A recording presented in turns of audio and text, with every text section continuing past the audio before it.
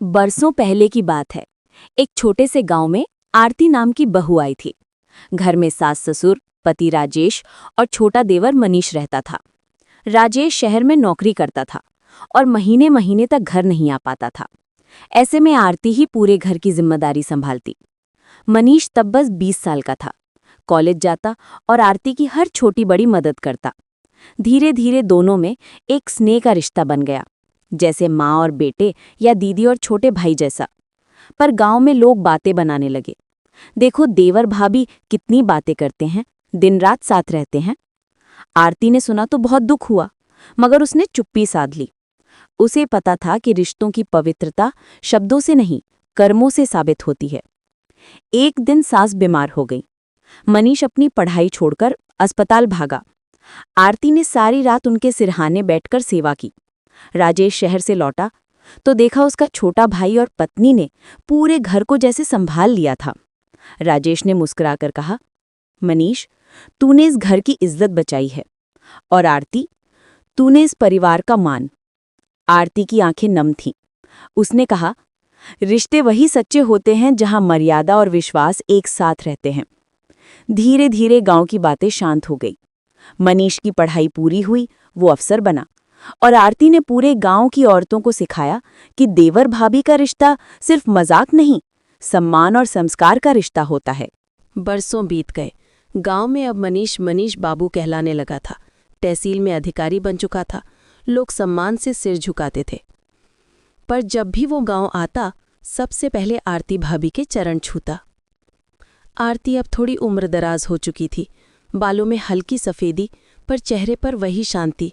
राजेश भी अब गांव लौट आया था और दोनों मिलकर खेतीबाड़ी देखते थे। एक दिन गांव की पंचायत में एक मामला आया। पड़ोस की औरत सीमा पर गलत इल्ज़ाम लगा था कि उसका किसी पराये आदमी से मेलजोल है। गांव वाले उसकी इज्जत मिट्टी में मिलाने को तैयार थे। तभी मनीष उठ खड़ा हुआ। मैंने बचपन में भी देखा है कैसे झूठी बातें किसी की जिंदगी बर्बाद कर देती हैं। आरती भाभी और मैं भी कभी ऐसी अफवाहों की आग में झुलसे थे, पर सच्चाई ने सबका जवाब दिया। आज फिर किसी और की इज्जत को यूं नहीं मिटने दूंगा। गांव में सन्नाटा छा गया। आरती की आंखों से आंसू गिर पड़े, पर उनमें गर्व था। उसने संस्कार का बीज बोया था जो अब फल बन चुका था। उस रात राजेश ने धीरे से कहा, आरती, तूने सिर्फ मेरा घर नहीं, इस गांव की सोच बदल दी है। आरती मुस्कुराई। अगर रिश्ते सच्चे हों तो समय खुद उनका गवाह बन जाता है। अगले दिन सीमा का मामला सुलझ गया और गांव की औरतों ने आरती को मां समान सम्मान दिया।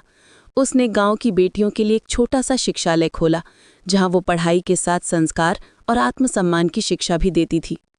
हर साल रक्षाबंधन के दिन मनीष अपनी सरकारी गाड़ी में आता, आरती के पैर छूता और उसके हाथों से राखी बंधवाता। भाभी नहीं, मेरी आत्मिक बहन हो तुम।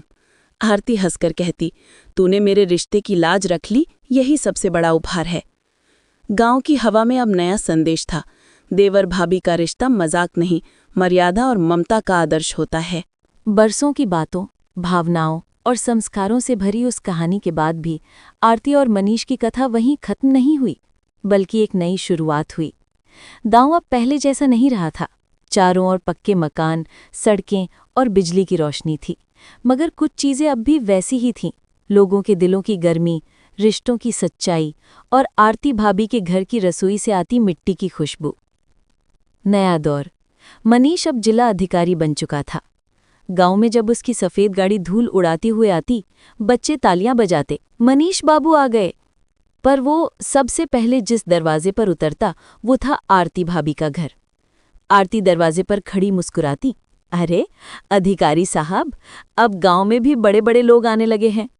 मनीष झट से झुक जाता, उनके पैर छूकर कहता, आपके आशीर्वाद से ही सब मुमकिन हुआ भाभी। राजेश अब बूढ़ा हो चला था, मगर आंखों में सुकून था। उसे गर्व था कि उसका घर अब लोगों के लिए मिसाल बन गया है। नई चुनौती। एक दिन गांव में फिर हलचल मच गई। शहर से आई एक संस्था गांव की जमीन पर फैक्ट्री बनाना चाहती थी। लोगों को काम का लालच दिया जा रहा था, पर मनीष ने फाइलें देखकर समझ लिया कि असल में जमीन हड़पने की चाल है। वो पंचायत बुलाता है। गांव वाले दो हिस्सों में बंट गए। कोई कहता काम मिलेगा, कोई कहता जमीन जाएगी। तभी आरती धीरे से उठती है। उसकी आवाज़ अब भी उतनी ही सधी हुई थी। बेटा, जो चीज़ आने वाली पीढ़ियों की जड़ है, उसे पल भर के लालच में नहीं खोना चाहिए। काम तो आज मिलेगा, पर मिट्टी गई तो पहचान भी चली जाएगी। गांव चुप था। मनीष ने आरती की बात को अंतिम निर्णय माना। उसने फैक्ट्री का प्रस्ताव रद्द कर दिया और सरकार से गांव में महिलाओं के लिए हस्तकला केंद्र खुलवाया, जहां औरतें अपने हाथों से कपड़े, अचार, खिलौने बनाकर बेचने लगीं। शिक्षा और संस्कार। आरती का शिक्षालय अब मां आरती विद्या केंद्र बन चुका था। दीवार पर लिखा था, इज्जत वही जो अपने कर्म से कमाई जाए। हर सुबह गांव की बच्चियां वहां जाती और आरती उन्हें सिर्फ पढ़ना नहीं, जीना सिखाती। पढ़ाई से पहले अपने दिल को सच्चा रखो, क्योंकि सच्चाई सबसे बड़ा हथियार है। मनीष हर साल रक्षाबंधन पर आता, उसके माथे पर तिलक लगवाता और कहता, आपने मुझे माँ की ममता और बहन का स्नेह दोनों दिया है। अगर देश में हर आरती जैसी स्त्री हो तो कोई भी औरत झूठे इल्जामों की शिकार न बने। आरती के चेहरे पर हल्की झुर्रियां थीं, मगर आंखों में अब भी वही चमक थी, जैसे उसकी आत्मा अब सुकून पा चुकी हो।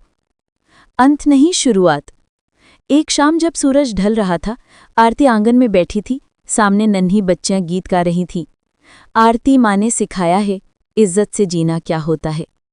राजेश ने मुस्कुराकर कहा, तेरा नाम अब किताबों में लिखा जाएगा। आरती ने धीरे से कहा, नाम नहीं, संस्कार लिखे जाएं, वही सदा रहते हैं। और सचमुच गांव की हवा अब उसे एक वाक्य की गवाही देती थी, देवर भाभी का रिश्ता मजाक नहीं, मर्यादा और ममता का आदर्श होता है।